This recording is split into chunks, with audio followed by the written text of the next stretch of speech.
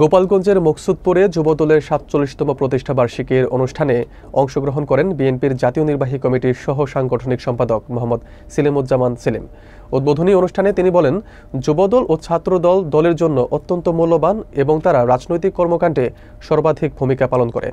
বিস্তারিত থাকছে মোহাম্মদ ওয়াসিম মিয়ার তথ্যচিত্রে। মকসুদপুরে অনুষ্ঠিত যুবদলের ৪৭তম প্রতিষ্ঠা বার্ষিকীর অনুষ্ঠানে প্রধান অতিথি সেলিমুজ্জামান সেলিম বলেন, যুবদল ও ছাত্রদল দলের জন্য সবচেয়ে মূল্যবান অংশ, যারা প্রতিনিয়ত দলের কর্মসূচিতে সক্রিয়ভাবে অংশগ্রহণ করে। তিনি মনে করেন, আগামী জাতীয় নির্বাচনের প্রেক্ষাপটে গোপালগঞ্জ এক এলাকায় দেশনেত্রী বেগম খালেদা জিয়া ও তারেক রহমানের নেতৃত্বে ধানের শীষ মার্কায় বিজয়ী হওয়ার জন্য সকল নেতাকর্মীকে সতর্ক ও সচেতন থাকতে হবে। সেলিমুজ্জামান সেলিম আশ্বস্ত করেন, নিরপেক্ষ নির্বাচন অনুষ্ঠিত হলে বিএনপি ক্ষমতায় এসে দেশের উন্নয়ন ও গণতান্ত্রিক অগ্রগতি নিশ্চিত করবে।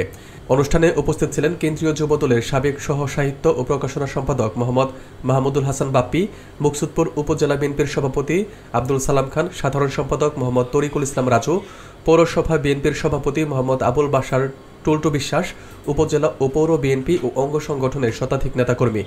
অনুষ্ঠানের সমাপ্তিতে মিছিল বের করে শহরের প্রধান সড়ক প্রদক্ষিণ করে কলেজ মোড়ে শেষ হয়।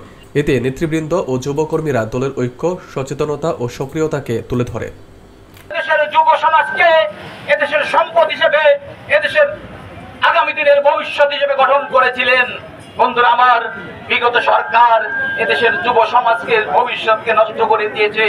এদেশের যুব সমাজের কে তারা সম্পদে পরিণত করে, তারা অপসম্পদে পরিণত করেছে, তারা তাদেরকে এদেশের বোঝা হিসেবে পরিণত করেছে। বন্ধুরা আমার, দেশের যে কোনো স্বৈরাচারী ফ্যাসিবাদ বিরোধী আন্দোলনে সবসময় দেশমাতৃকার মেইন শক্তি হিসেবে, প্রধান শক্তি হিসেবে কাজ করেছে। বন্ধুরা আমার, আমি তাই আজকে বলতে চাই, এদেশের যুব সমাজকে কাজে লাগাতে হবে, এদেশের ছাত্র সমাজকে কাজে লাগাতে হবে। এদেশের যুব সমাজ হলো এদেশের সবচেয়ে মূল্যবান সম্পদ, আগামীর ভবিষ্যৎ। বন্ধুরা আমার, এজন্যই আমাদের প্রিয় নেতা জনাব তারেক রহমান বলেছেন, আগামীতে বিএনপি ক্ষমতা এলে শহীদ রাষ্ট্রপতি জিয়াউর রহমান যেমন যুব কমপ্লেক্স গঠন করে, যুব মন্ত্রণালয় গঠন করে এদেশের যুব সমাজকে কাজে লাগিয়েছিলেন, ঠিক তেমনি ভাবে আমাদের প্রিয় নেতা জনাব তারেক রহমান আগামী ত্রয়োদশ জাতীয় সংসদে এদেশের মানুষের প্রত্যক্ষ ভোটে নির্বাচিত হয়ে বিএনপি ক্ষমতা আসলে তিনি এদেশের যুব সমাজকে, এদেশের ছাত্র সমাজকে এদেশের সম্পদ হিসেবে তিনি মূল্যায়ন করবেন।